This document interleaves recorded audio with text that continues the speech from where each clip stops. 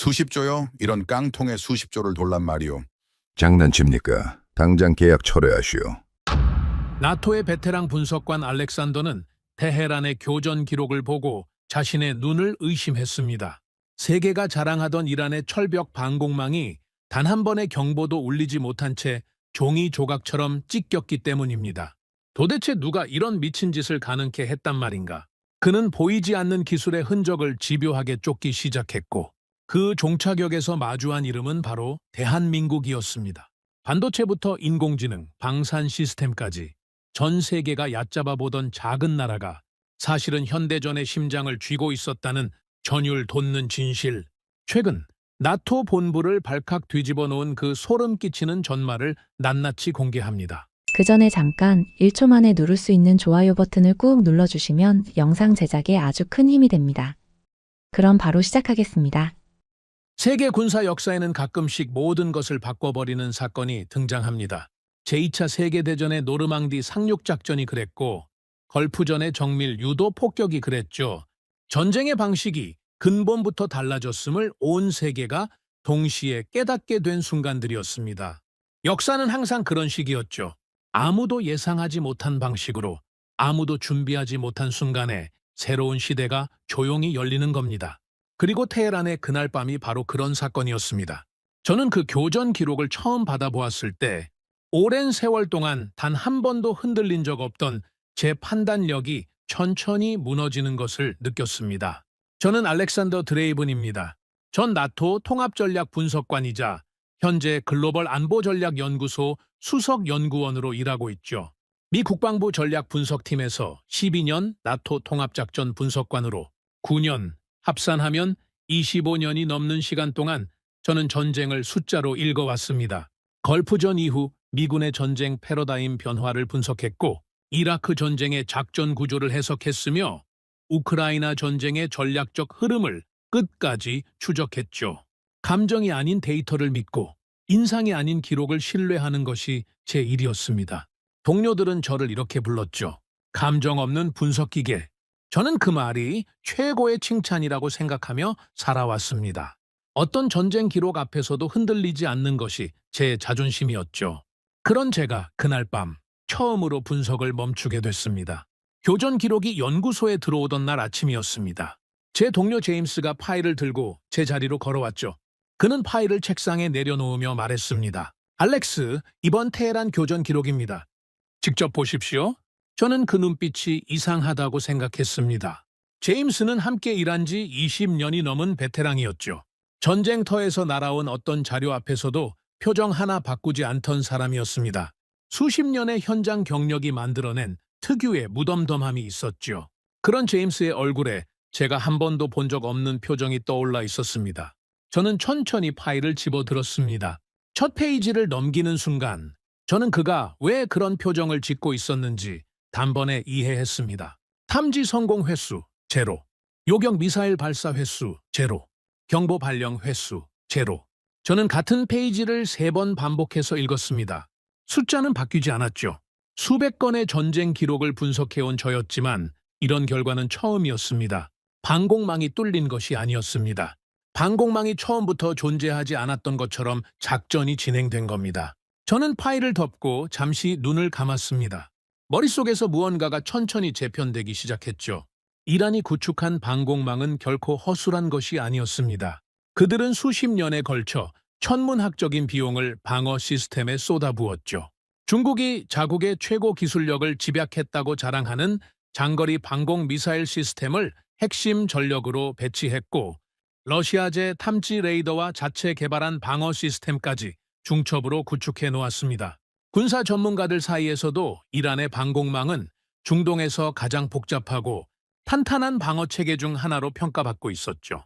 방어망을 구성하는 각각의 시스템들은 서로를 보완하도록 정교하게 설계되어 있었고 단일 시스템이 무력화되더라도 나머지가 즉각 작동할 수 있도록 2중 3중의 안전장치가 마련되어 있었습니다. 그것이 이란이 수십 년에 걸쳐 자랑하던 철벽 방어선이었죠. 하지만 그날 밤 그 모든 것이 단 한 번의 저항도 하지 못했습니다. 테헤란 방공망 운용실의 담당관들은 그날 밤 끝까지 아무것도 보지 못했습니다. 레이더는 정상적으로 돌아가고 있었고 운용 인력은 자리를 지키고 있었죠. 시스템 오류도 없었고 전원 공급에도 이상이 없었습니다.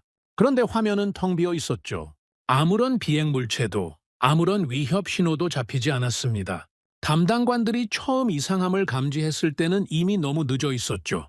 도시 외곽에서 첫 번째 폭발이 일어났고 곧이어 두 번째, 세 번째가 이어졌습니다. 경보가 울리기도 전에 전쟁은 이미 시작되어 있었던 겁니다. 그들은 자신들이 공격받고 있다는 사실을 폭발음이 들리고 나서야 알았습니다. 세계에서 가장 촘촘하다고 자부하던 방공망이 그 순간만큼은 없는 것이나 마찬가지였죠. 저는 작전 구조를 처음부터 다시 분석하기 시작했습니다. 그리고 이번 작전이 우리가 알던 전쟁과 근본적으로 다르다는 것을 하나씩 깨닫기 시작했죠.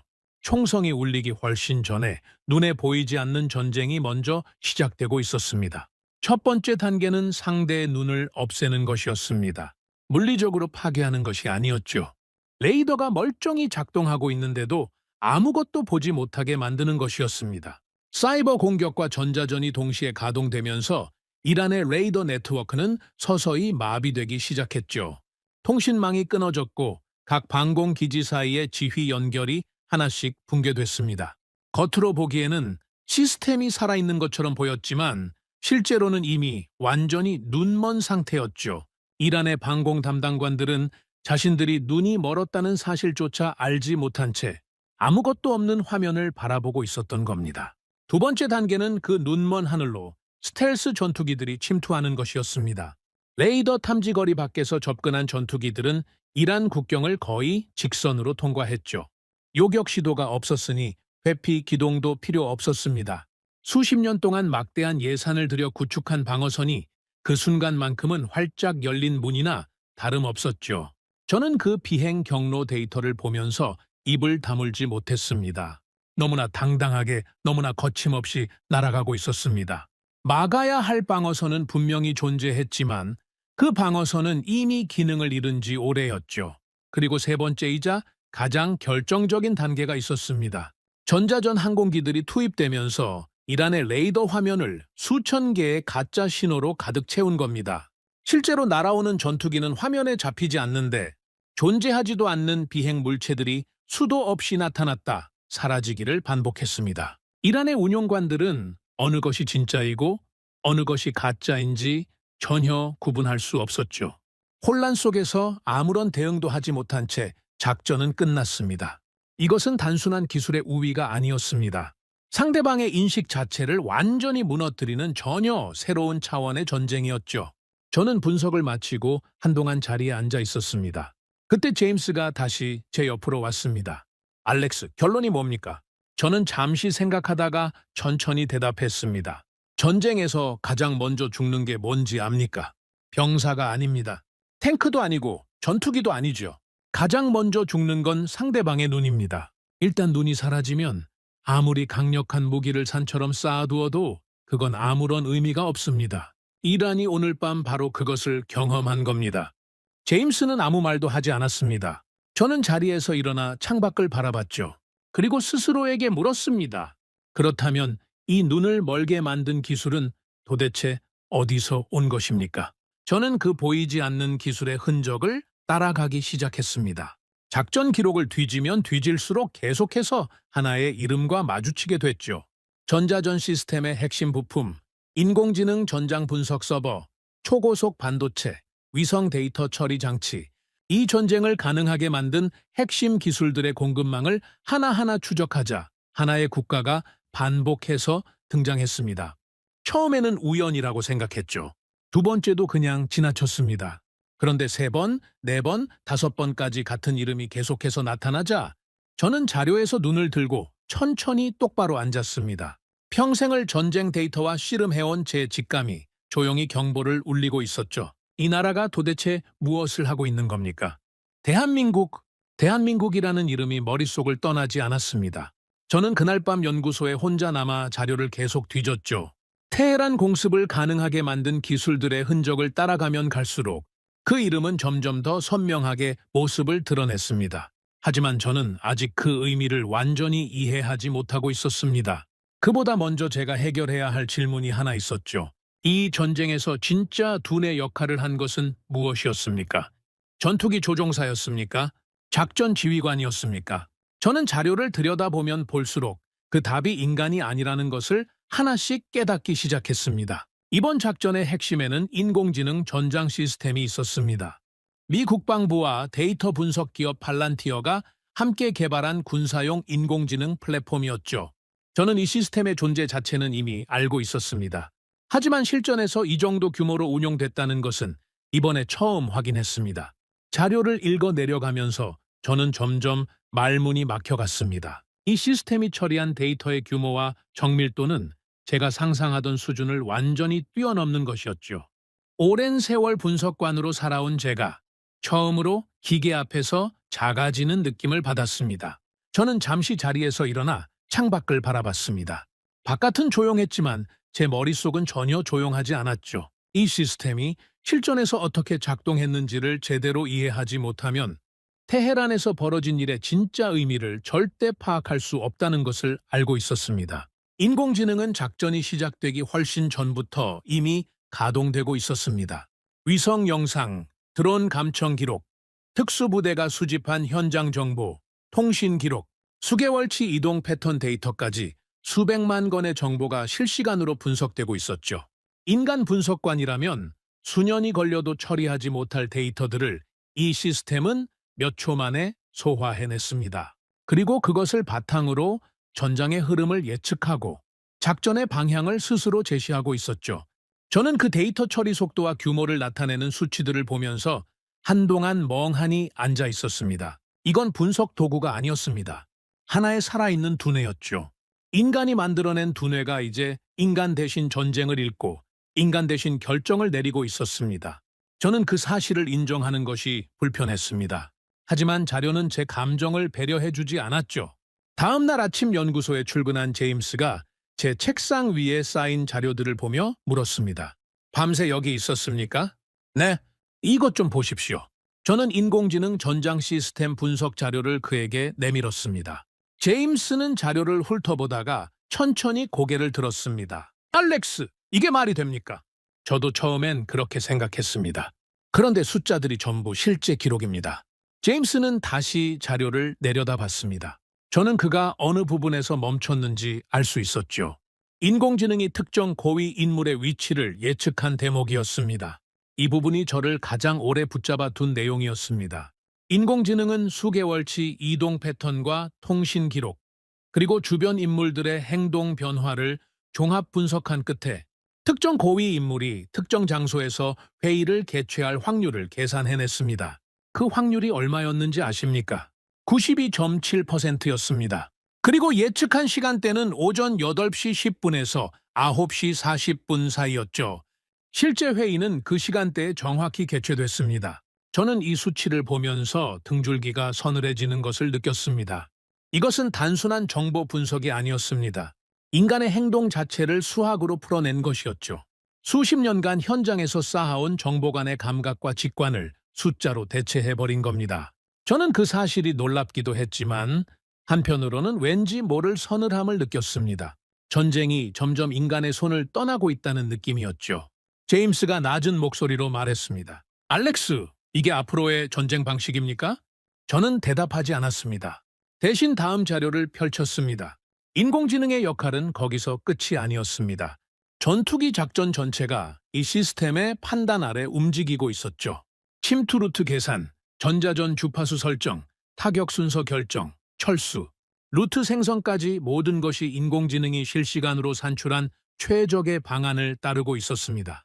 조종사들은 인공지능이 제시한 경로를 따라 날았고 전자전 운용관들은 인공지능이 선택한 주파수로 교란을 실시했죠.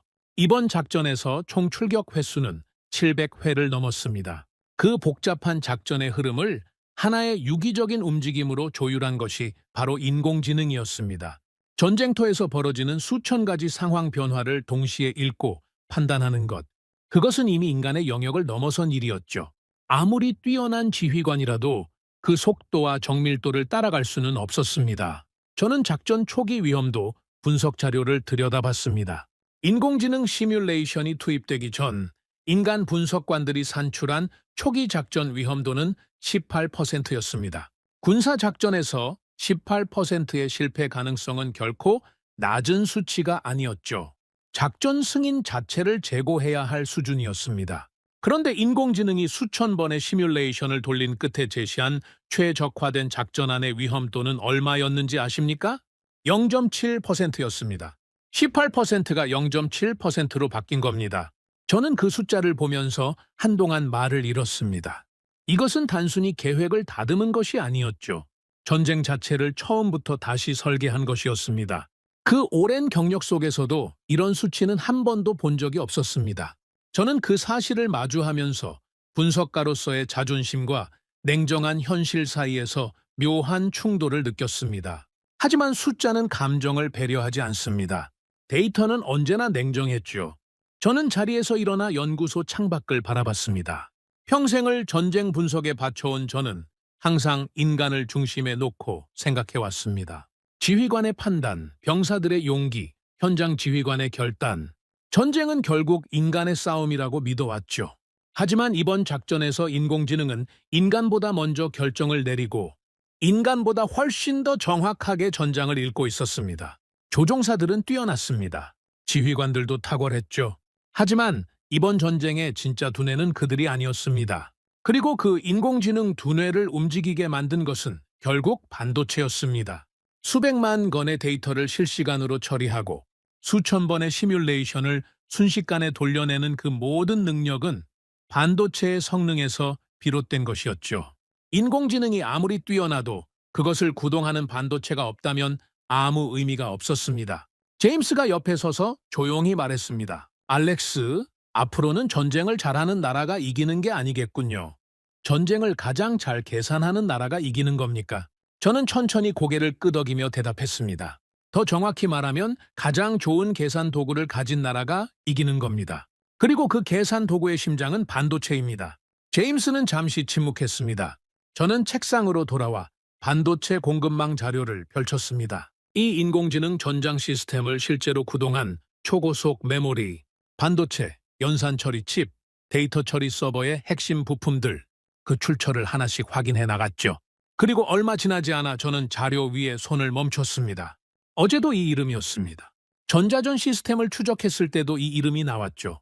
위성 데이터 처리 장치를 확인했을 때도 마찬가지였습니다.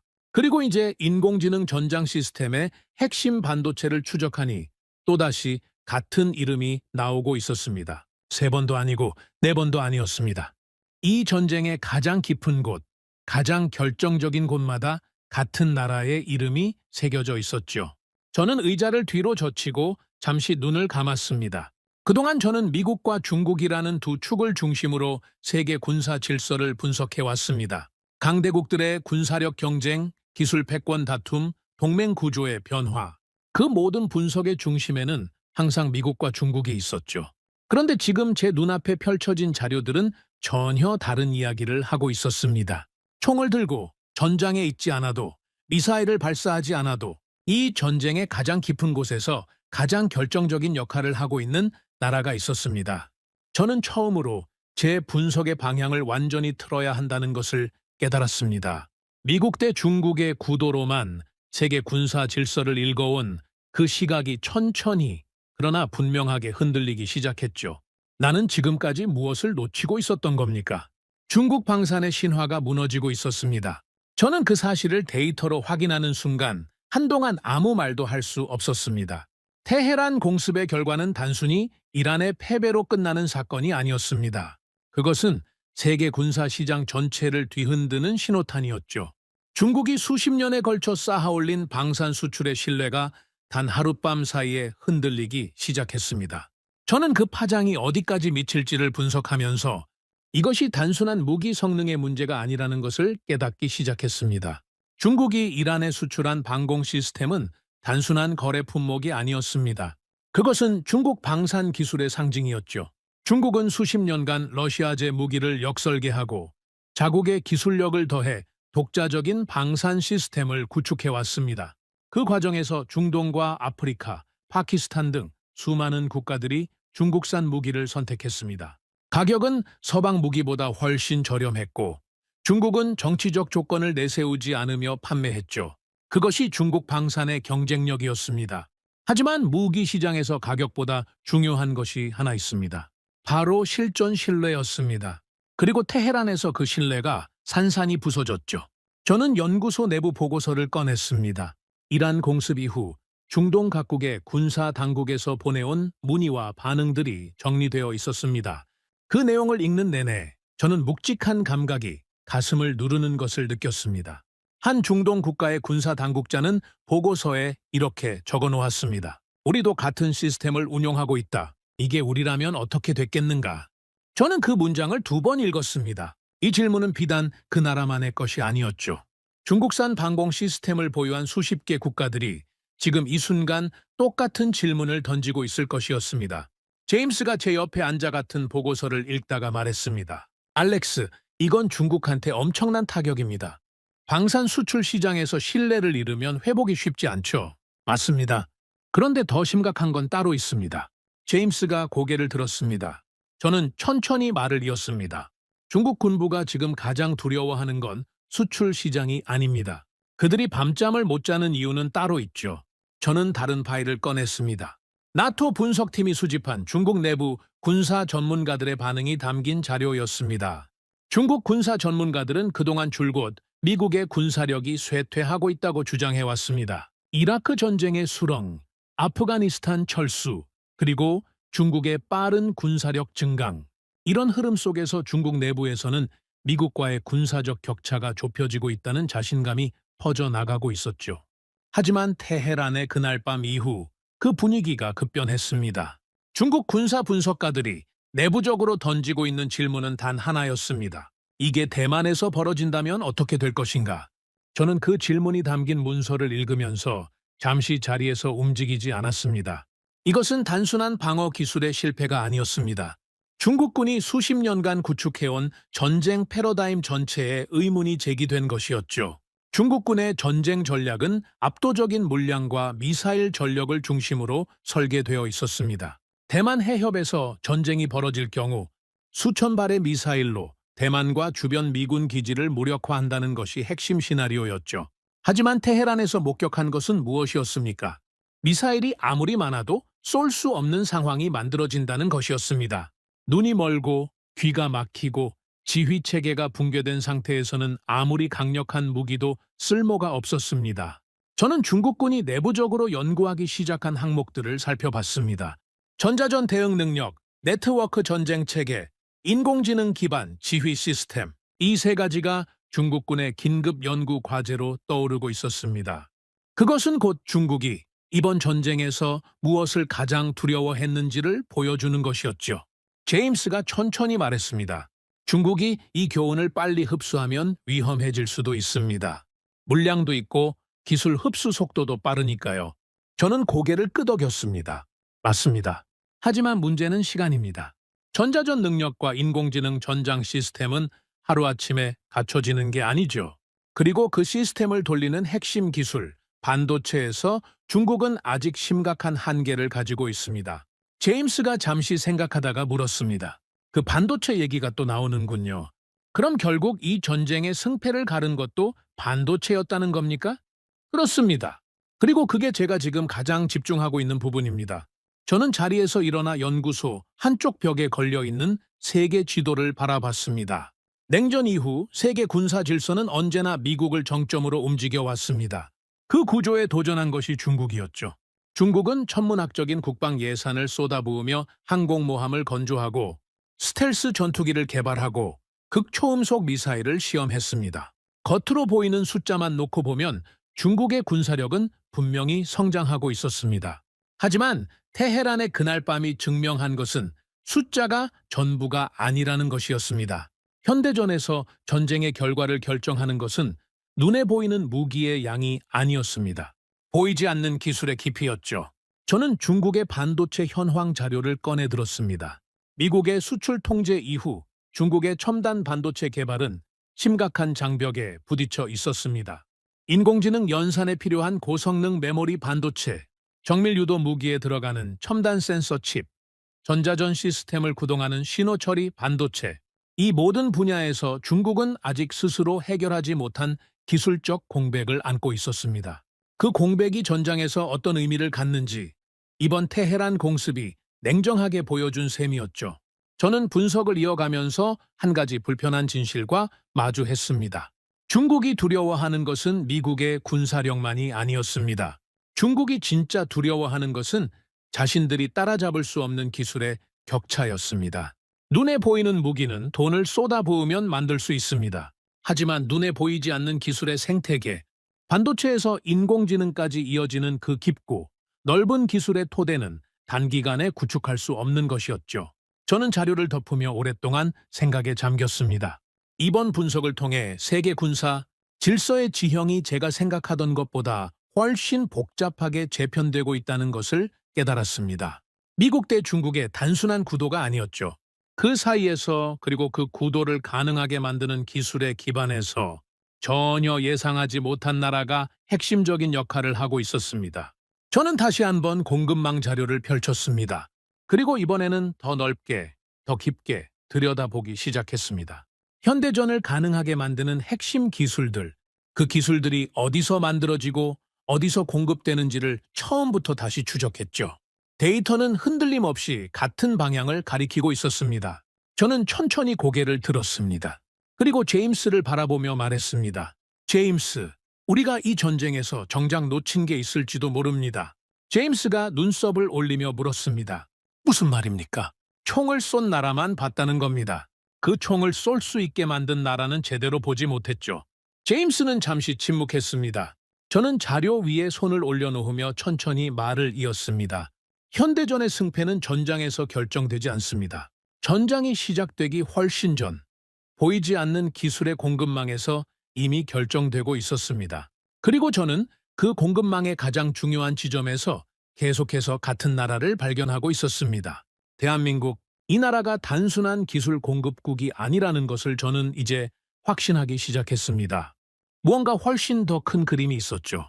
저는 그 그림을 제대로 보기 위해 처음부터 다시 시작해야 했습니다.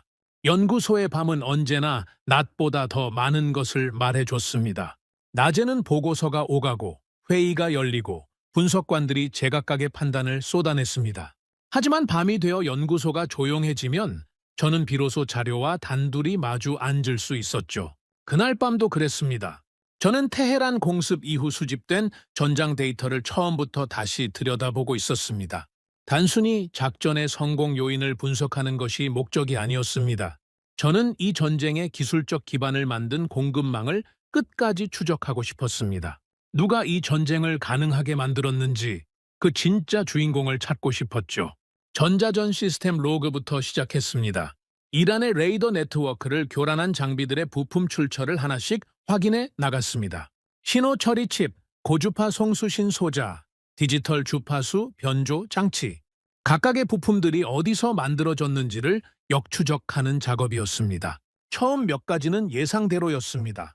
미국 기업들의 이름이 나왔고 일부 유럽 부품 업체들도 등장했죠. 그런데 핵심 연산 칩을 추적하는 순간 저는 처음으로 그 이름과 마주쳤습니다.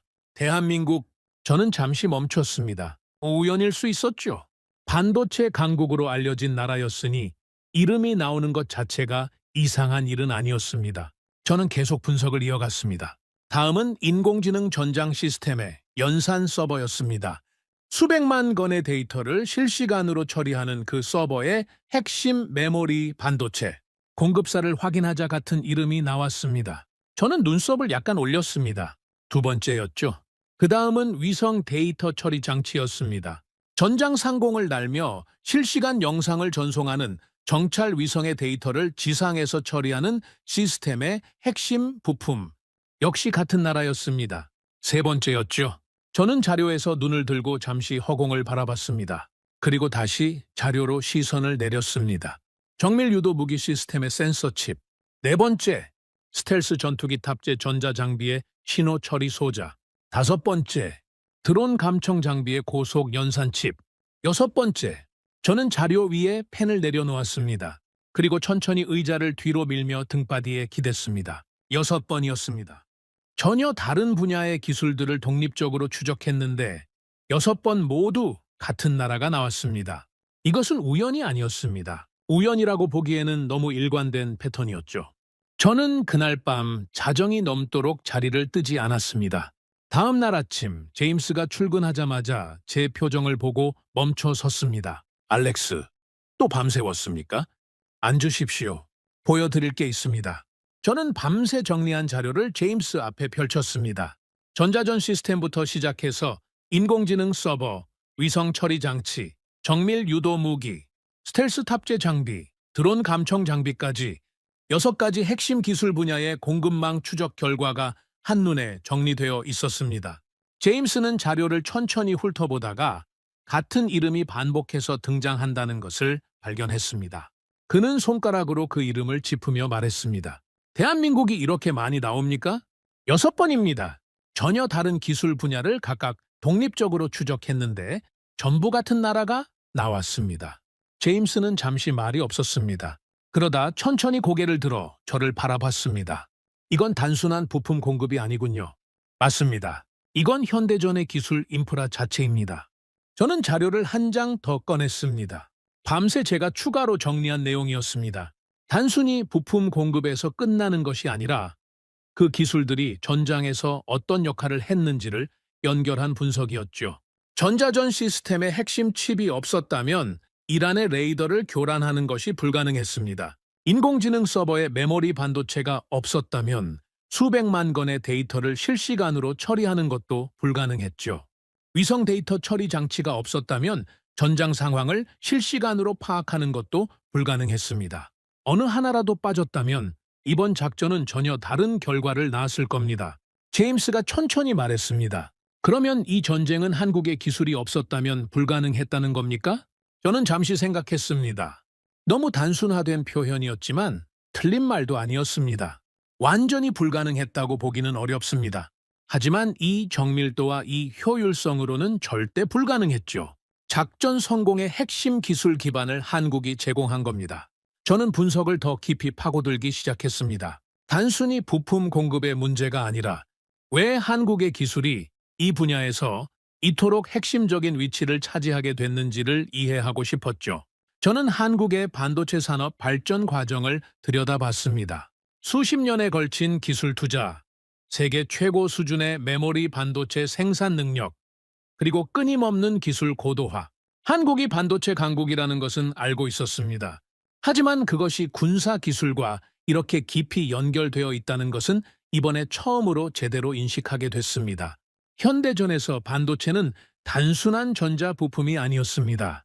전장의 두뇌를 만드는 핵심 소재였죠. 인공지능이 아무리 뛰어난 알고리즘을 가지고 있어도 그것을 구동하는 반도체의 성능이 받쳐주지 않으면 실시간 전장 분석은 불가능했습니다.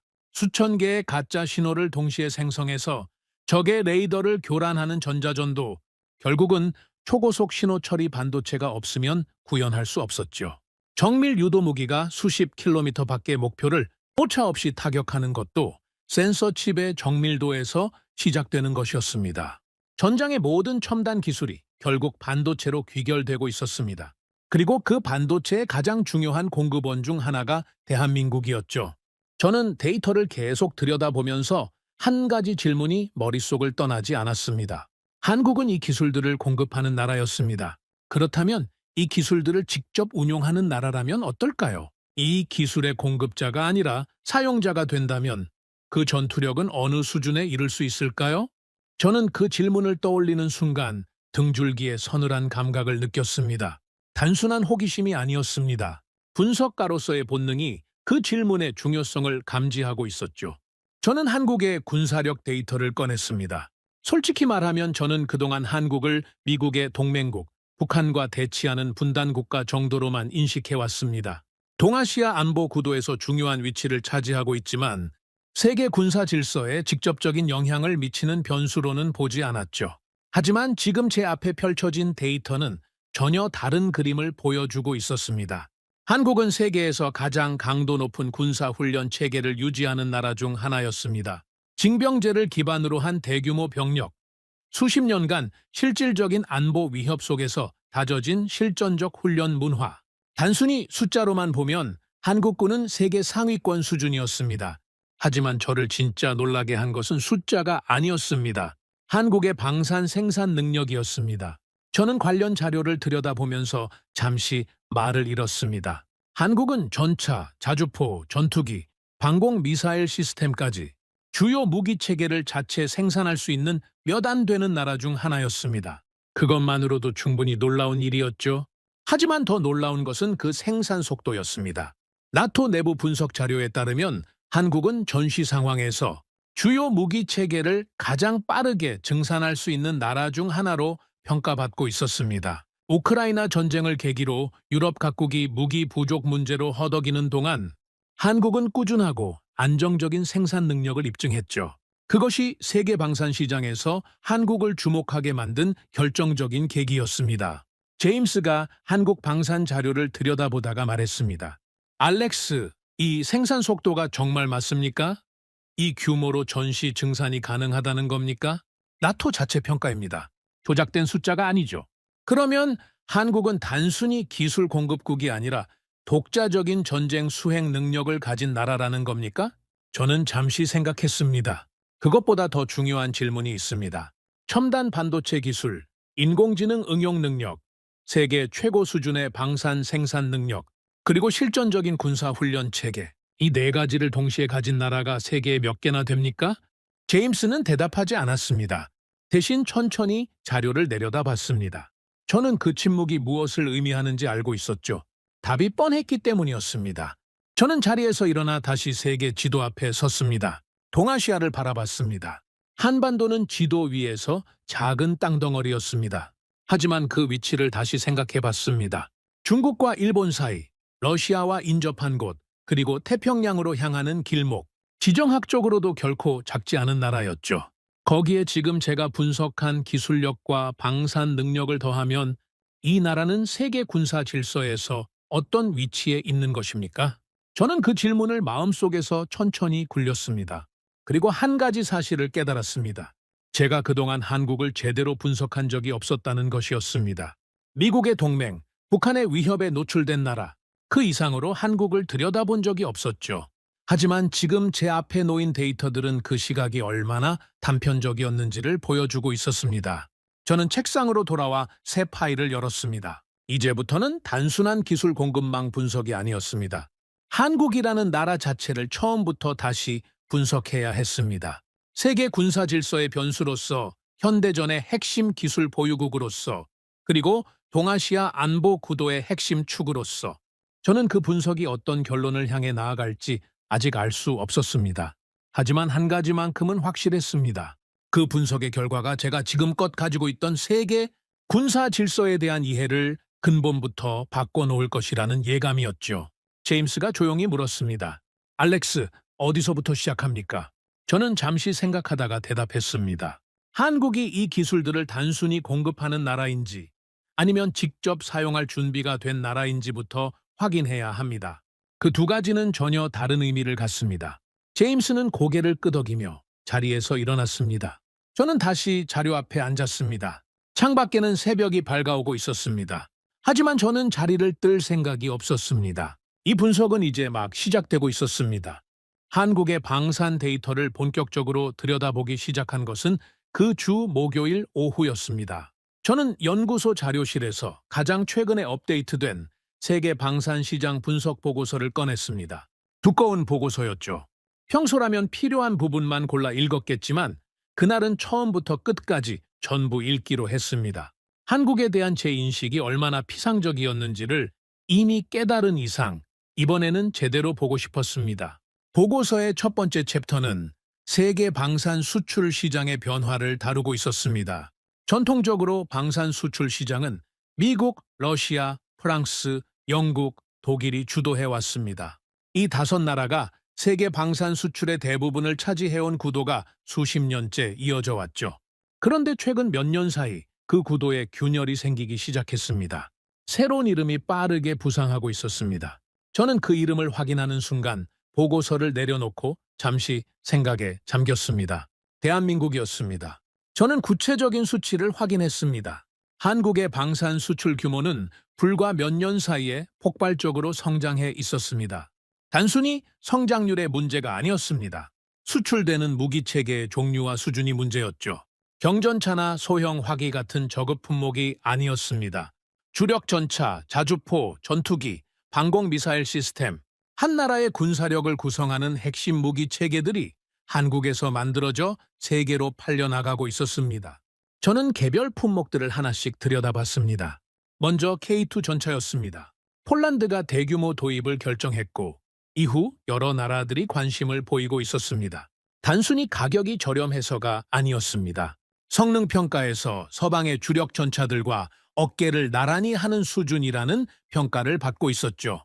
K9 자주포는 이미 세계 여러 나라의 포병 전력을 바꿔놓고 있었습니다. 우크라이나 전쟁을 통해 포병 전력의 중요성이 다시 부각되면서 K9의 빠른 사격 속도와 높은 신뢰성에 대한 평가가 급등했죠. FA-50 전투기는 경제적인 가격으로 현대적인 전투 능력을 제공한다는 점에서 중소국들의 선택을 받고 있었습니다. 그리고 천공 방공 시스템은 테헤란 공습 이후 세계 방산 시장에서 가장 주목받는 품목 중 하나로 떠올랐죠. 제임스가 커피를 들고 제 옆에 앉으며 물었습니다. 청홍 얘기가 자꾸 나오던데 테헤란 이후 반응이 어떻습니까? 중동 여러 나라에서 문의가 폭증했다고 합니다. 중국 방공 시스템이 무너지는 걸 목격한 이후니까요. 그러면 한국이 반사이익을 얻고 있는 겁니까? 저는 잠시 생각했습니다. 반사이익이라는 표현은 정확하지 않습니다. 반사이익은 상대가 실패했을 때 우연히 얻는 것이죠. 하지만 한국은 그 이전부터 이미 실력으로 시장을 넓혀오고 있었습니다. 테헤란 사건은 그 흐름을 가속화시킨 겁니다. 제임스는 고개를 끄덕이며 보고서를 들여다봤습니다. 저는 계속 분석을 이어갔습니다. 유럽에서 한국 무기에 대한 평가가 급변한 것은 우크라이나 전쟁이 결정적인 계기였습니다. 전쟁이 장기화되면서 유럽 각국은 심각한 문제에 직면했습니다. 무기가 부족했습니다. 수십 년간 국방비를 삭감해온 유럽 나라들은 막상 전쟁이 현실로 다가오자 자국의 무기 생산 능력이 형편없이 부족하다는 것을 깨달았죠.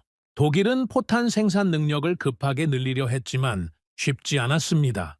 프랑스도 마찬가지였죠. 탱크와 자주포를 빠르게 공급할 수 있는 나라를 찾는 과정에서 유럽의 눈길이 한국으로 향했습니다. 한국은 기대 이상이었습니다.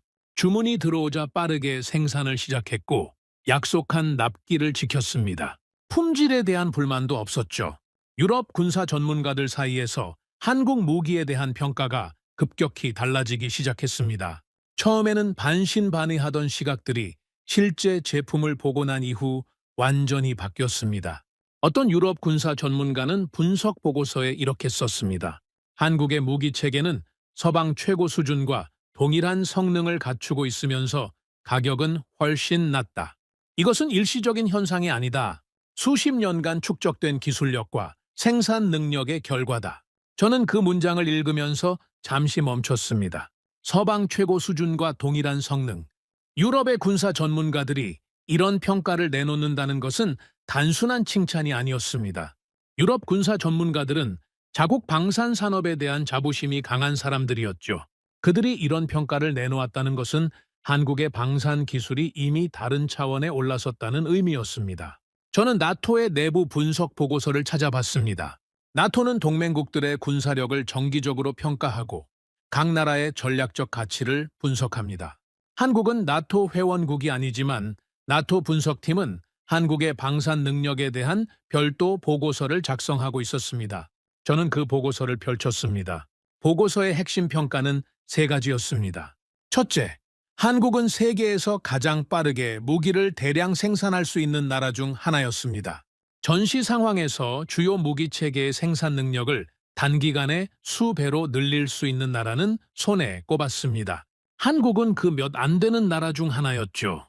둘째, 한국의 무기 체계는 자체 개발 비율이 높았습니다. 단순히 외국 기술을 라이선스 생산하는 수준이 아니라 핵심 기술을 자체적으로 개발하고 있었습니다.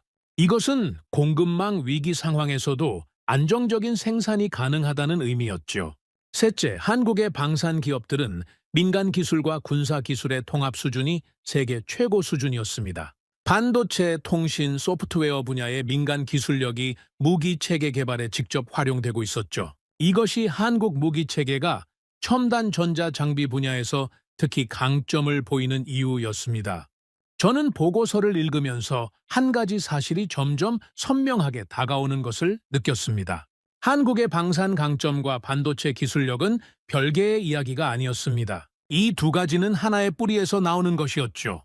세계 최고 수준의 제조업 기반, 높은 기술 인력의 밀도, 그리고 수십 년간 안보 위협 속에서 갈고 닦은 기술 자립 의지, 이 모든 것이 결합되어 반도체 분야에서도 방산 분야에서도 동시에 세계 최고 수준의 경쟁력을 만들어내고 있었습니다. 제임스가 나토 보고서를 들여다보다가 말했습니다. 알렉스, 이 생산 속도 평가가 사실이라면 전쟁 억지력 측면에서도 엄청난 의미가 있는 거 아닙니까? 전쟁이 장기화될 경우 버틸 수 있는 능력이잖아요? 정확한 지적입니다. 현대전에서 초기 전투력만큼 중요한 게 지속 전투력이죠. 무기와 탄약을 얼마나 빠르게 보충할 수 있느냐가 전쟁의 결과를 바꿉니다. 러시아가 우크라이나에서 고전한 이유 중 하나도 서방의 무기 공급 능력을 과소평가했기 때문이었죠. 그러면 한국은 그 능력을 갖추고 있다는 겁니까? 데이터가 그렇게 말하고 있습니다. 저는 분석을 더 깊이 진행했습니다. 방산 수출 시장에서의 성장만으로는 전체 그림을 보기 어려웠습니다. 저는 한국군 자체의 전투력을 들여다보기 시작했죠. 한국은 징병제를 유지하고 있었습니다.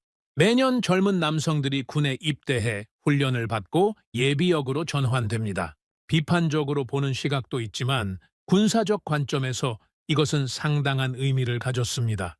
수십 년간 실질적인 안보 위협 속에서 유지되어 온 징병제는 단순한 제도가 아니었죠. 실전 대비 능력을 갖춘 예비 전력의 거대한 저장고였습니다. 한국군의 훈련 강도는 세계 최고 수준이었습니다. 북한과의 대치 상황이 수십 년간 이어지면서 한국군은 실제 전쟁을 상정한 훈련을 쉬지 않고 이어왔습니다. 이것은 유럽 나라들과 본질적으로 다른 점이었습니다. 냉전 이후 유럽 각국은 실질적인 안보 위협이 사라지면서 훈련 강도가 크게 낮아졌습니다. 그 결과가 우크라이나 전쟁에서 드러났죠.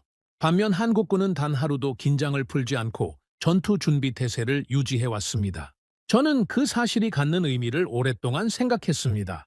첨단 기술만 있다고 강한 군대가 되는 것은 아닙니다.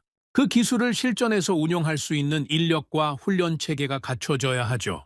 한국은 세계 최고 수준의 기술을 보유하고 있었고 동시에 그것을 운용할 수 있는 고도로 훈련된 병력을 갖추고 있었습니다. 이 두 가지가 결합된 나라가 세계에 몇이나 됩니까?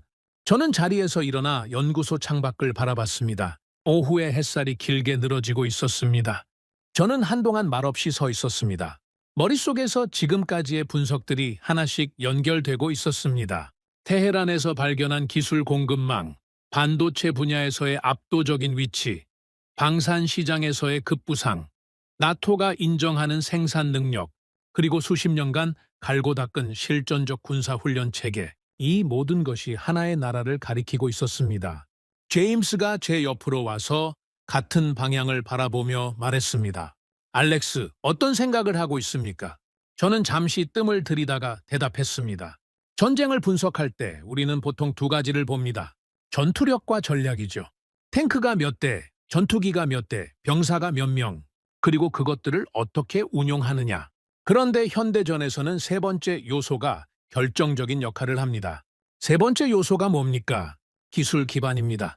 첨단 무기를 가능하게 만드는 반도체, 그것을 연결하는 통신 인프라, 전장 데이터를 처리하는 인공지능 시스템, 이 기술 기반 없이는 아무리 많은 탱크와 전투기가 있어도 현대전에서 경쟁이 안 됩니다. 그리고 그 기술 기반에서 한국은 세계 최정상 수준에 있습니다. 제임스가 천천히 고개를 끄덕였습니다. 그러면 지금까지 한국을 과소평가했다는 겁니까? 저는 망설임 없이 대답했습니다. 과소평가가 아닙니다. 제대로 분석조차 하지 않았다는 겁니다. 저뿐만 아니라 대부분의 서방 군사 분석가들이 그랬을 겁니다. 한국을 미국의 동맹, 분단 국가라는 틀로만 봤지 세계 군사 기술과 방산 산업의 핵심 축으로는 보지 않았죠. 저는 책상으로 돌아와 다시 자료를 펼쳤습니다. 아직 확인해야 할 것들이 남아 있었습니다. 방산 수출과 기술력만으로는 전체 그림의 절반밖에 보이지 않았습니다. 나머지 절반은 지정학이었죠. 한국이 어디에 위치하고 있는지, 그 위치가 동아시아 안보 구도에서 어떤 의미를 갖는지를 들여다봐야 했습니다. 그리고 그 분석이 어디로 이어질지 저는 이미 어렴풋이 느끼고 있었습니다. 세계 방산 시장에서 한국의 부상은 단순한 경제적 성공 이야기가 아니었습니다. 그것은 세계 군사 기술의 지형이 바뀌고 있다는 신호였습니다. 수십 년간 소수의 강대국들이 독점해온 방산 기술의 최전선에 새로운 나라가 당당히 이름을 올리고 있었습니다. 그리고 그 나라는 기술만 파는 것이 아니었죠. 스스로 그 기술을 운용할 수 있는 군사력을 갖추고 있었습니다. 저는 자료를 정리하면서 한 가지 결론을 내리고 있었습니다. 한국은 준비되어 있었습니다. 세계가 그것을 알아보기 훨씬 전부터. 그리고 저 같은 분석가들이 주목하기 훨씬 전부터. 조용히, 그러나 빈틈없이 준비되어 있었습니다. 제임스가 자료를 덮으며 말했습니다. 알렉스, 다음 단계가 뭡니까? 이제 어디를 들여다볼 겁니까? 저는 잠시 생각하다가 대답했습니다. 대만입니다. 한국이 이 정도 역량을 갖춘 나라라면 동아시아에서 가장 뜨거운 화약고인 대만 시나리오에서 어떤 변수가 되는지를 확인해야 합니다. 그 분석 결과가 어떻게 나오느냐에 따라 세계 군사 질서에 대한 제 이해가 완전히 달라질 수 있습니다. 제임스는 잠시 침묵했습니다. 저는 새 파일을 열었습니다. 창밖에는 어둠이 내려앉기 시작하고 있었습니다. 하지만 저는 오늘 밤도 이 자리를 쉽게 뜨지 못할 것 같았습니다. 대만 시나리오 분석을 시작하기로 결정한 날 아침, 저는 연구소에 누구보다 일찍 출근했습니다. 책상 위에 자료들을 펼쳐놓고 커피 한 잔을 앞에 두었습니다. 창밖으로는 아직 어스름한 새벽빛이 남아 있었습니다. 저는 잠시 그 빛을 바라보다가 자료로 시선을 내렸습니다. 대만 해협, 지금 이 순간 지구상에서 가장 위험한 화약고 중 하나였습니다. 중국은 오랫동안 대만을 자국의 영토로 주장해왔고 무력 통일의 가능성을 공공연히 시사해왔죠. 미국은 대만 관계법을 근거로 대만의 자위권을 지원하는 입장을 유지하고 있었습니다. 그 두 거인 사이에서 대만은 팽팽한 긴장의 중심에 서 있었습니다. 저는 이 시나리오를 수없이 분석해왔습니다. 하지만 이번에는 전혀 다른 시각으로 접근해야 했습니다. 한국이라는 변수를 제대로 넣어서 들여다봐야 했죠. 나토 연구소에서는 정기적으로 대만 해협 전쟁 시뮬레이션을 진행했습니다. 가상의 전쟁 시나리오를 설정하고 각종 변수들을 조정하면서 전쟁의 흐름과 결과를 예측하는 작업이었죠. 저는 가장 최근에 진행된 시뮬레이션 데이터를 꺼냈습니다. 기본 시나리오는 단순했습니다. 중국이 대만을 침공하고 미국이 개입하는 구도였습니다. 이 구도에서 전쟁의 흐름은 어떻게 전개될까요? 시뮬레이션의 초기 단계는 예상대로였습니다. 중국은 압도적인 미사일 전력으로 대만의 주요 군사시설과 인프라를 타격합니다. 동시에 해상 봉쇄를 실시해 대만을 외부와 차단하죠. 중국의 강점은 물량이었습니다. 수천 발의 탄도미사일, 수백 척의 함정, 수천 대의 전투기. 숫자만 놓고 보면 압도적인 전력이었습니다. 하지만 시뮬레이션은 거기서 끝나지 않았습니다. 미군이 개입하는 순간부터 전쟁의 양상이 달라지기 시작했습니다. 테헤란에서 목격한 것과 유사한 패턴이 나타났습니다. 전자전과 사이버전이 먼저 가동되면서 중국의 지휘 통신 체계가 교란되기 시작했죠. 중국의 미사일 전력이 아무리 방대해도 정확한 타격 좌표를 전달받지 못하면 그 위력은 절반 이하로 줄어들었습니다. 인공지능 전장 시스템이 가동되면서 중국 해군의 움직임이 실시간으로 분석되고 대응 방안이 즉각 도출됐죠. 전쟁의 흐름은 초기 예측과 전혀 다른 방향으로 전개되기 시작했습니다. 저는 시뮬레이션 데이터를 한 페이지씩 넘기면서 집중했습니다. 그런데 데이터를 분석하면 할수록 한 가지 변수가 계속해서 눈에 걸렸습니다. 시뮬레이션에서 한국은 직접적인 전투 참여국으로 설정되어 있지 않았습니다. 미국의 동맹국이지만 대만 해협 전쟁에 직접 개입하는 것은 변수로 포함되지 않았죠. 저는 그 부분이 마음에 걸렸습니다. 지금까지 분석한 한국의 역량을 고려하면 한국을 단순한 배경으로만 설정하는 것은 시뮬레이션의 정확도를 크게 떨어뜨리는 것이었습니다. 제임스가 출근하자마자 제 책상으로 왔습니다. 벌써 시작했습니까? 시뮬레이션 데이터를 보고 있었는데 한 가지 문제를 발견했습니다. 무슨 문제입니까? 이 시뮬레이션에서 한국이 완전히 배경으로만 처리되어 있습니다. 미군 기지가 있는 동맹국 정도로만요. 하지만 우리가 지금까지 분석한 한국의 실제 역량을 생각하면 이건 시뮬레이션의 중요한 공백입니다. 제임스가 자료를 들여다보며 말했습니다. 한국이 직접 개입하는 시나리오를 돌려봐야 한다는 겁니까? 그뿐만이 아닙니다. 한국이 직접 싸우지 않더라도 한국의 기술과 생산 능력이 전쟁 지원에 투입되는 시나리오를 넣어야 합니다. 그것만으로도 전쟁의 결과가 달라질 수 있습니다. 저는 시뮬레이션 팀에 연락해서 변수 조정을 요청했습니다. 한국의 방산 생산 능력을 전쟁 지원 변수로 추가하고 한국군의 직접 개입 시나리오를 별도로 설정했습니다. 결과가 나오기까지 몇 시간이 걸렸습니다. 저는 그 시간 동안 한국의 지정학적 위치를 다시 들여다봤습니다. 한반도의 위치를 지도 위에서 다시 봤습니다. 서쪽으로는 중국 본토와 마주하고 있었습니다. 동쪽으로는 일본 열도가 있었죠. 북쪽으로는 러시아와 국경을 접하고 있었습니다. 그리고 남쪽으로는 대한해협을 통해 태평양으로 이어졌습니다. 동북아시아의 지도를 펼쳐놓고 보면 한반도는 그야말로 이 지역의 중심에 위치하고 있었습니다. 중국, 일본, 러시아라는 세 강대국과 동시에 인접한 나라는 세계에서 한국이 유일했습니다. 군사적 관점에서 이 위치는 무엇을 의미했습니까? 한국의 주둔한 미군 기지들은 동아시아 전략의 핵심 거점이었습니다. 대만 해협에서 전쟁이 발생할 경우 한국의 지리적 위치는 작전 수행에 결정적인 영향을 미칠 수 있었습니다. 공군력의 접근 경로, 해군 함정의 이동 루트, 보급선의 설정, 이 모든 것이 한국의 위치와 직결되어 있었죠. 오후 늦게 시뮬레이션 결과가 나왔습니다. 저는 결과 데이터를 받아들고 책상에 앉았습니다. 제임스도 옆에 앉았습니다. 우리는 함께 데이터를 들여다봤습니다. 처음 몇 페이지를 읽는 동안은 아무 말도 하지 않았습니다. 숫자들이 이야기하는 내용이 너무 명확했기 때문이었죠. 한국의 방산 생산 능력이 전쟁 지원 변수로 추가된 시나리오에서 전쟁의 지속 기간이 눈에 띄게 단축됐습니다. 전쟁이 장기화될수록 소모되는 무기와 탄약을 얼마나 빠르게 보충할 수 있느냐가 결정적인 요소였는데 한국의 생산 능력이 그 부분에서 결정적인 차이를 만들어냈죠. 중국 해군에 대한 피해도 유의미하게 증가했습니다. 정밀 유도 무기의 공급이 안정적으로 이루어지면서 타격 효율이 높아진 결과였습니다. 그런데 한국군이 직접 개입하는 시나리오의 결과는 그보다 훨씬 더 극적이었습니다.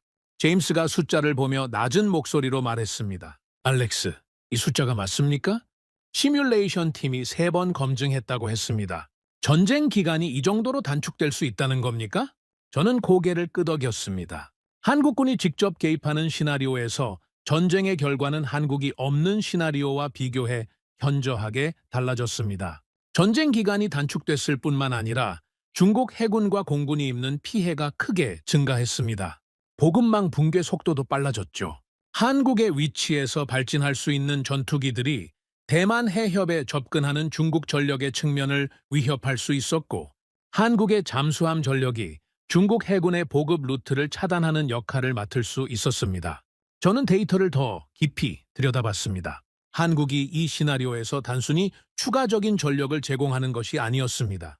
한국의 개입이 전쟁의 구조 자체를 바꿔놓고 있었습니다. 중국은 북쪽에서 한국을 의식하면서 동시에 동쪽에서 미국과 대만을 상대해야 하는 상황에 놓였습니다. 전략적으로 두 방향을 동시에 방어해야 하는 구도가 만들어지는 것이었죠. 중국의 병력과 자원이 분산될 수밖에 없었습니다. 그 분산이 전체 전쟁의 결과에 미치는 영향은 숫자가 보여주는 것 이상이었습니다. 제임스가 천천히 말했습니다. 중국이 이 시뮬레이션 결과를 알고 있다면 한국을 보는 시각이 완전히 달라질 겁니다. 알고 있을 겁니다. 중국 군부가 그렇게 단순하지 않죠. 그들도 비슷한 시뮬레이션을 돌렸을 겁니다. 그리고 그 결과를 보면서 한국에 대한 전략적 평가를 수정하고 있을 가능성이 높습니다. 그렇다면 한국은 중국의 대만 전략에서 핵심 변수라는 겁니까? 저는 잠시 생각했습니다. 단순한 변수가 아닙니다. 억지력입니다. 저는 그 단어를 말하면서 그 의미를 다시 한번 곱씹었습니다. 억지력, 군사적 충돌을 막는 힘, 전쟁을 시작하려는 나라가 감수해야 할 대가를 높여서 전쟁 자체를 일어나지 않게 만드는 힘, 현대 안보 전략에서 가장 중요한 개념 중 하나였습니다. 그리고 한국은 자신이 의도했든 의도하지 않았든 동아시아에서 강력한 억지력의 한 축을 담당하고 있었습니다. 저는 시뮬레이션 데이터에서 눈을 들어 제임스를 바라봤습니다. 생각해 보십시오. 중국이 대만을 침공하기로 결정할 때 중국 지도부가 머릿속에서 계산하는 것이 무엇이겠습니까? 미국이 개입할 가능성, 그리고 그 전쟁에서 자신들이 치러야 할 대가. 그 대가 계산에 한국이라는 변수가 얼마나 크게 들어가느냐에 따라 전쟁 결정 자체가 달라질 수 있습니다. 제임스가 천천히 고개를 끄덕였습니다. 한국의 존재 자체가 중국의 대만 침공 결정을 억제하는 요소라는 겁니까? 데이터가 그렇게 말하고 있습니다. 저는 자리에서 일어나 연구소 한쪽에 걸린 동아시아 지도 앞에 섰습니다. 한반도를 바라봤습니다. 작은 반도였습니다. 하지만 그 반도가 차지하는 전략적 무게는 크기와 전혀 비례하지 않았습니다. 저는 그 사실을 이번 분석을 통해 처음으로 제대로 인식하게 됐습니다. 지금껏 저는 한국을 미국의 동맹국, 북한의 위협에 노출된 나라, 경제적으로 성공한 중진국 정도로 이해해왔습니다. 하지만 그 이해는 피상적인 것이었습니다. 한국이 가진 기술력, 방산 능력, 훈련된 병력, 그리고 지정학적 위치를 종합적으로 고려하면 이 나라는 동아시아 안보 구도에서 결코 가볍게 볼 수 없는 존재였습니다. 저는 지도 앞에서 오랫동안 생각에 잠겼습니다. 그리고 한 가지 불편한 질문이 떠올랐습니다. 서방의 군사 분석가들은 지금껏 한국을 얼마나 제대로 분석해왔습니까? 미국의 동맹이라는 틀 안에서 북한 문제의 맥락 속에서만 한국을 바라보느라 한국 자체가 가진 독자적인 전략적 가치를 제대로 평가하지 못한 것은 아닐까요? 저 자신도 그 오류에서 자유롭지 않았습니다. 제임스가 지도 앞으로 다가와 서며 말했습니다. 알렉스, 이 분석 결과를 보고서로 정리할 겁니까? 정리해야죠. 이건 단순한 시뮬레이션 데이터가 아닙니다. 동아시아 안보 전략 전체를 재검토해야 할 수 있는 내용입니다. 나토 본부에 올라가면 상당한 반응이 있을 겁니다. 그래야 합니다. 우리가 너무 오랫동안 잘못된 지도를 들고 동아시아를 분석해 왔을 수 있으니까요. 저는 책상으로 돌아와 보고서 초안을 작성하기 시작했습니다. 그런데 글을 쓰면서 계속해서 한 가지 생각이 마음에 걸렸습니다. 대만 시뮬레이션에서 한국의 역할을 확인했습니다. 지정학적 위치의 중요성도 확인했습니다. 기술력과 방산 능력도 확인했죠. 하지만 이 모든 것을 가능하게 만드는 근본적인 기반은 무엇이었습니까? 저는 잠시 펜을 내려놓고 생각했습니다. 현대전의 모든 첨단 기술은 결국 하나의 뿌리로 연결됩니다. 반도체였습니다. 인공지능 전장 시스템도, 전자전 장비도, 정밀 유도 무기도, 위성통신 시스템도 이 모든 것을 가능하게 만드는 핵심은 반도체였습니다. 그리고 그 반도체 분야에서 한국은 세계 최정상 수준의 기술력을 보유하고 있었습니다. 이것이 한국이 단순한 동맹국을 넘어 현대전의 핵심 기술 보유국이 된 이유였습니다. 저는 그 생각이 이어지면서 새로운 질문에 다다랐습니다. 그렇다면 이 반도체 기술력이 앞으로도 유지된다면 한국의 전략적 가치는 앞으로 더 커질 것입니까? 아니면 줄어들 것입니까? 현대전은 점점 더 기술 집약적인 방향으로 진화하고 있었습니다. 인공지능의 역할은 갈수록 커지고 있었고 전자전의 비중은 계속 높아지고 있었으며 정밀 타격 능력의 중요성은 더욱 강조되고 있었습니다. 그 모든 방향이 반도체 기술의 중요성을 더욱 높이는 쪽으로 움직이고 있었습니다. 저는 천천히 결론을 향해 나아가고 있었습니다. 아직 확인해야 할 것들이 남아 있었습니다. 하지만 이미 충분한 데이터가 쌓여 있었습니다. 동아시아 안보 구도에서 한국이 차지하는 위치, 현대전 기술의 공급망에서 한국이 갖는 역할, 그리고 대만 시나리오에서 한국이 만들어내는 변화, 이 모든 것이 하나의 방향을 가리키고 있었습니다. 세계 군사 질서의 판이 바뀌고 있었습니다. 그리고 그 변화의 한가운데에 많은 사람들이 오랫동안 제대로 주목하지 않았던 한 나라가 조용히 그리고 단단하게 자리를 잡고 있었습니다. 제임스가 보고서 초안을 들여다보다가 말했습니다. 알렉스, 다음 분석은 어디로 이어집니까? 저는 잠시 생각하다가 대답했습니다. 지금까지는 한국을 외부에서 분석했습니다. 기술 공급망, 방산 수출, 시뮬레이션 데이터, 전부 외부의 시각이었죠. 이제는 안을 들여다볼 차례입니다. 한국이 스스로 이 모든 것을 어떻게 만들어 왔는지, 그 과정을 들여다봐야 전체 그림이 완성됩니다. 창밖에는 밤이 깊어가고 있었습니다.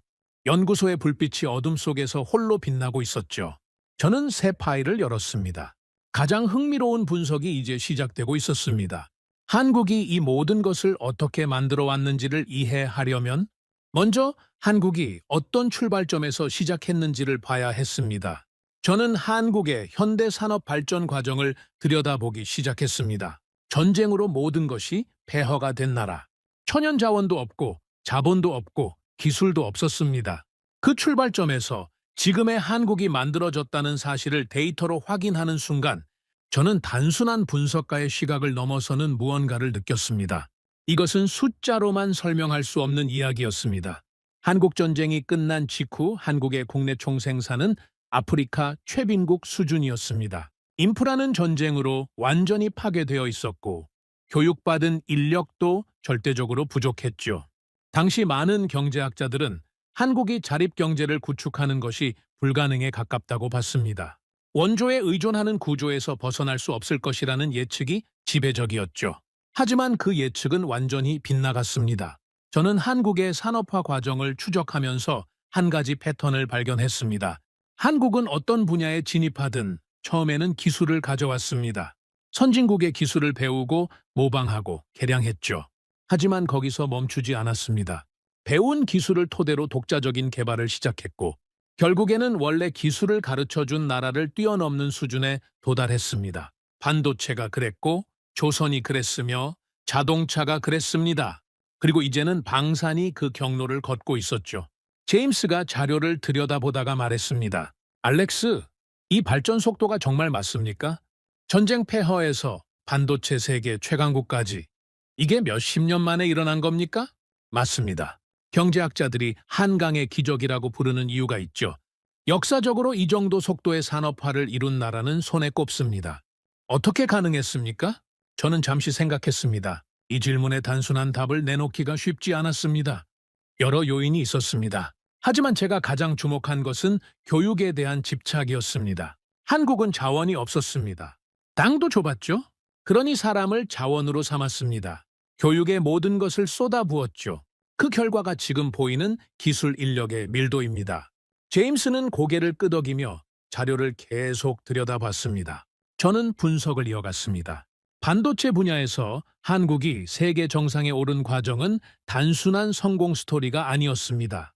그것은 생존을 건 도전의 역사였습니다. 한국이 반도체 산업에 본격적으로 뛰어든 것은 자원이 없는 나라가 선택할 수 있는 몇 안 되는 생존 전략 중 하나였기 때문이었죠.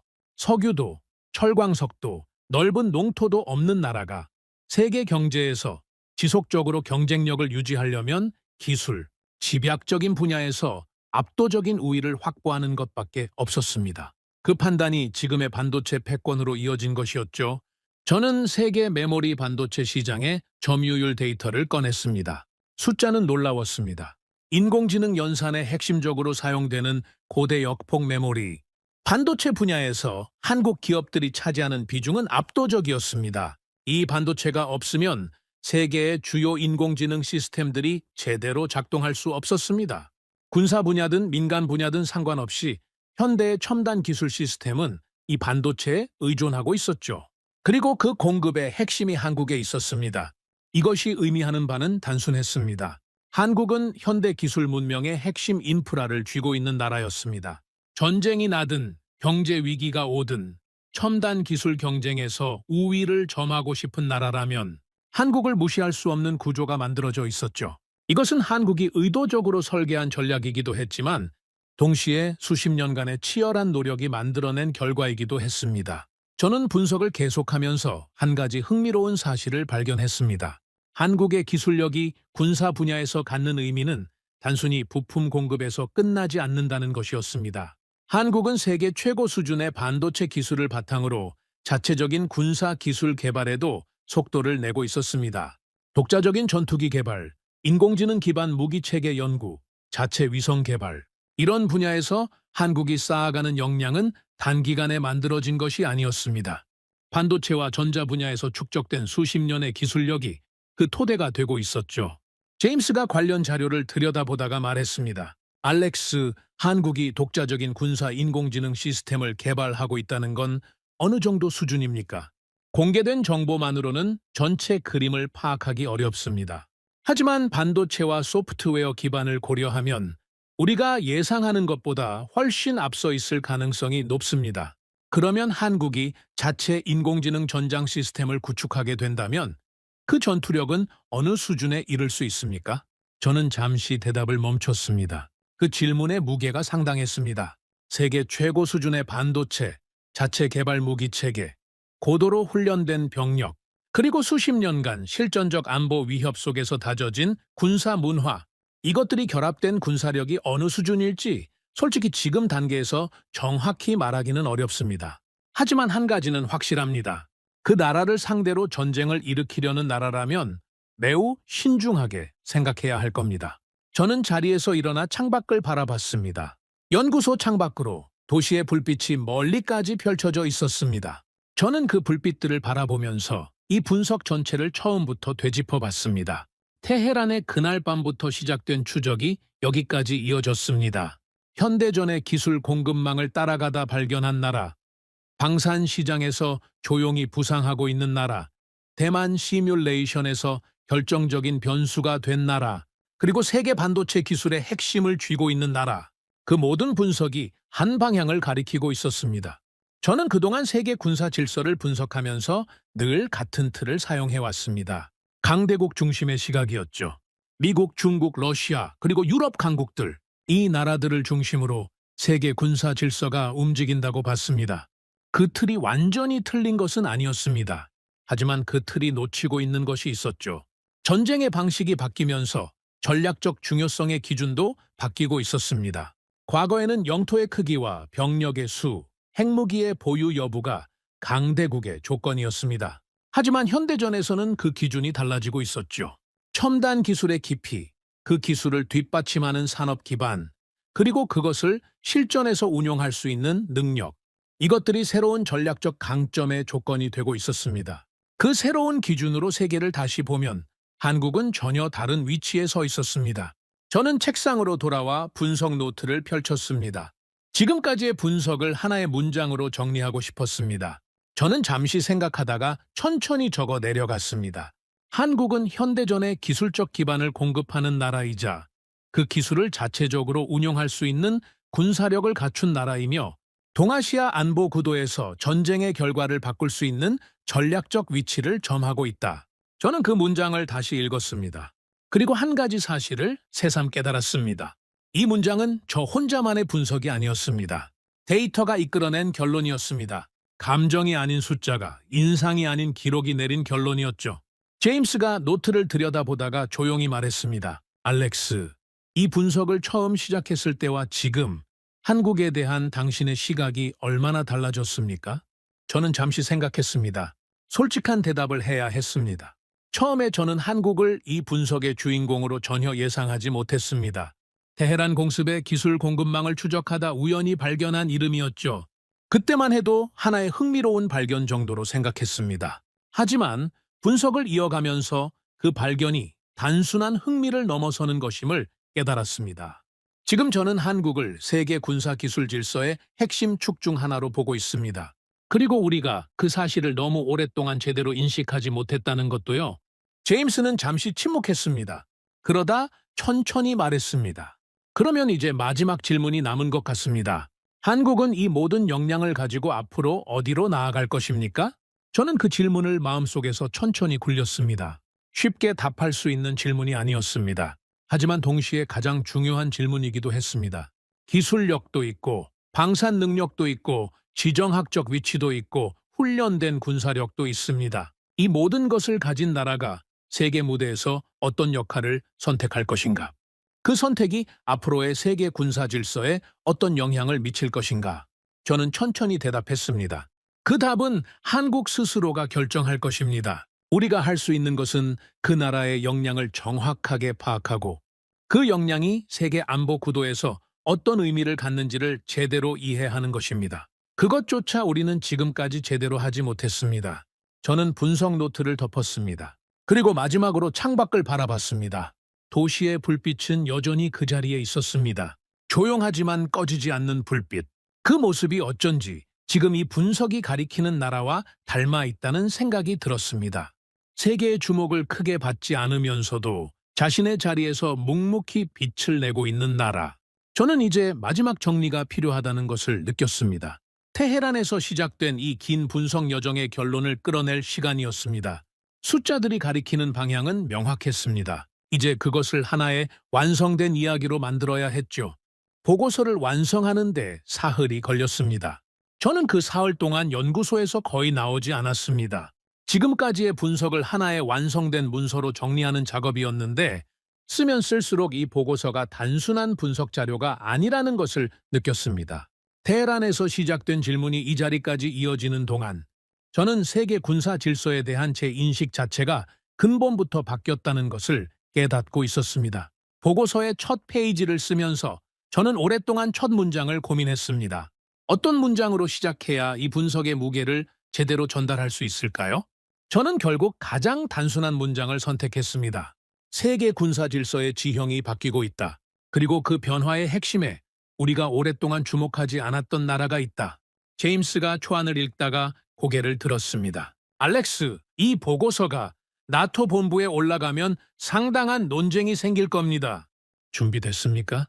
그 논쟁이 필요합니다. 우리가 너무 오랫동안 잘못된 지도를 들고 동아시아를 분석해 왔으니까요. 저는 보고서를 계속 써 내려갔습니다. 분석의 결론은 크게 세 가지였습니다. 첫 번째 결론은 현대전의 승패를 가르는 기준이 근본적으로 바뀌었다는 것이었습니다. 탱크의 수, 전투기의 대수, 병력의 규모, 이것들이 여전히 중요하지 않다는 것이 아니었습니다. 하지만 테헤란에서 목격한 것은 그 모든 숫자들이 기술적 기반 없이는 무용지물이 될 수 있다는 것이었습니다. 눈이 멀면 아무리 강한 주먹도 허공을 칠 수밖에 없었습니다.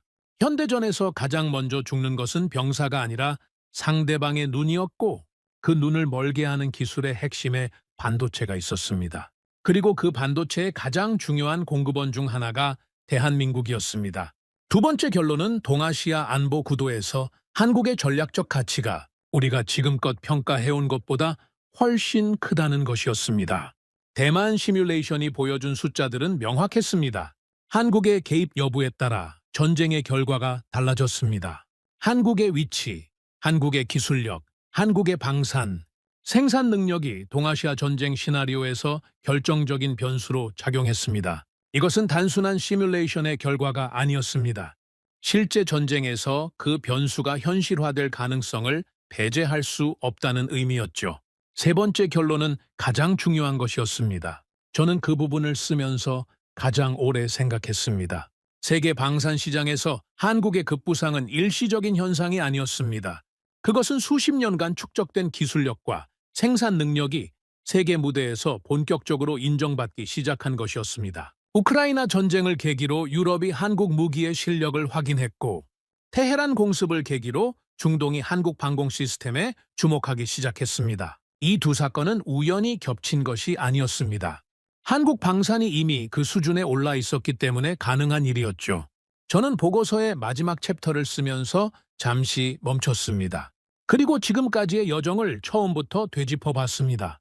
저는 원래 이란 공습의 기술적 성공 요인을 분석하러 이 작업을 시작했습니다. 그 과정에서 예상하지 못한 이름과 반복적으로 마주쳤고 그 이름을 따라가면서 분석의 방향이 완전히 바뀌었습니다. 한국이라는 나라가 현대전의 기술 공급망에서 차지하는 위치, 세계 방산 시장에서 만들어내고 있는 변화, 동아시아 안보 구도에서 갖는 전략적 의미, 이 모든 것을 하나씩 확인하면서 저는 세계, 군사 질서를 바라보는 제 시각이 근본부터 다시 짜여야 한다는 것을 깨달았습니다. 제임스가 보고서 후반부를 읽다가 자리에서 일어났습니다. 그는 연구소 창가로 걸어가 잠시 서 있었습니다. 저는 그가 무슨 생각을 하는지 물어보지 않아도 알 수 있었습니다. 같은 감각이었습니다. 오랫동안 당연하게 받아들여온 무언가가 흔들리는 느낌. 제임스가 창밖을 바라보며 말했습니다. 알렉스, 한국 사람들은 자신들이 이런 위치에 있다는 것을 알고 있을까요? 저는 잠시 생각했습니다. 흥미로운 질문이었습니다. 알고 있는 사람들도 있겠죠. 하지만 많은 사람들은 모를 겁니다. 바깥에서 보이는 것과 안에서 느끼는 것은 다르니까요. 그리고 한국은 오랫동안 스스로를 작은 나라로 인식하는 경향이 있었습니다. 그게 어쩌면 한국의 강점 중 하나일 수도 있습니다. 자만하지 않으니까요. 저는 그 말이 흥미롭게 들렸습니다. 제임스의 말이 맞을 수 있었습니다. 강대국들은 자신의 힘을 과신하다 실수를 저지르는 경우가 많았습니다. 역사가 그것을 반복해서 보여줬죠. 반면 한국은 늘 더 열심히, 더 빠르게, 더 정밀하게 만들어야 한다는 긴장감을 놓지 않았습니다. 그 긴장감이 기술력을 만들었고, 그 기술력이 방산을 키웠으며, 그 방산이 세계 무대에서 증명되고 있었습니다. 저는 보고서의 마지막 문단을 쓰기 시작했습니다. 수십 년간 전쟁을 분석해온 분석가로서 내릴 수 있는 결론이었습니다. 중국은 물량을 가지고 있습니다. 미국은 기술 패권을 가지고 있죠. 러시아는 핵 전력과 자원을 가지고 있습니다. 하지만 기술과 생산을 동시에 그리고 현대전이 요구하는 가장 핵심적인 수준에서 갖추고 있는 나라를 찾는다면 그 목록은 생각보다 짧습니다. 대한민국은 그 짧은 목록 안에 있습니다. 그것도 우리가 오랫동안 인식하지 못한 채로 저는 펜을 내려놓았습니다. 보고서가 완성됐습니다. 제임스가 자리로 돌아와 마지막 페이지를 읽었습니다. 그는 읽는 내내 아무 말도 하지 않았습니다. 다 읽고 난 후 잠시 침묵이 흘렀죠. 알렉스, 네? 이 보고서 제대로 된 겁니다. 저는 대답하지 않았습니다. 대신 자리에서 일어나 연구소 한쪽 벽에 걸린 세계 지도 앞에 섰습니다. 지도 위에서 한반도를 찾았습니다. 작은 땅이었습니다.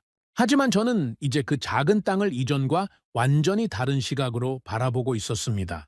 수십 년 전 전쟁의 폐허에서 시작한 나라, 자원도 자본도 기술도 없었던 나라, 그 나라가 지금 세계 반도체 기술의 핵심을 쥐고 있었습니다. 세계 방산 시장을 빠르게 바꿔놓고 있었습니다. 동아시아 안보 구도에서 전쟁의 결과를 바꿀 수 있는 변수가 되어 있었습니다. 그리고 그 모든 것을 요란하지 않게 묵묵하게 이루어 왔습니다. 저는 오랫동안 지도 앞에 서 있었습니다. 전쟁의 문법이 바뀌었습니다. 그 변화를 가장 먼저 그리고 가장 조용하게 준비해온 나라가 있었습니다. 저는 테헤란의 그날 밤 교전 기록을 처음 받아들었을 때 이 분석이 여기까지 이어질 줄 몰랐습니다. 하지만 데이터는 처음부터 이 방향을 가리키고 있었습니다. 제가 그것을 제대로 보지 못했을 뿐이었죠. 저는 분석가입니다. 감정이 아닌 데이터를 믿고 인상이 아닌 기록을 신뢰하는 것이 제 일입니다. 그리고 지금 그 데이터와 기록이 말하는 것은 명확했습니다. 세계의 판이 바뀌고 있었습니다. 그 판을 바꾸는 데 기여한 나라들 중에 세계가 아직 충분히 주목하지 못한 나라가 있었습니다. 저는 그 나라를 이제 제대로 보게 됐습니다. 그리고 한 가지 확신이 생겼습니다. 앞으로 세계는 이 나라를 더 자주, 더 주의 깊게 보게 될 것입니다. 그것이 데이터가 내린 결론이었고 수십 년간 전장을 분석해온 저의 결론이기도 했습니다. 대한민국, 이 나라의 이야기는 이제 막 세계 무대에서 시작되고 있었습니다. 오늘의 사연은 여기까지입니다. 구독과 좋아요는 영상 제작에 아주 큰 힘이 됩니다. 지금까지 감동테라스 저는 소희였습니다. 오늘도 우리 구독자님들의 가정에 따뜻한 행복이 가득하시길 진심으로 바라겠습니다. 긴 영상 끝까지 시청해주셔서 정말 감사합니다. 내일 더 좋은 이야기로 찾아뵙겠습니다. 감사합니다.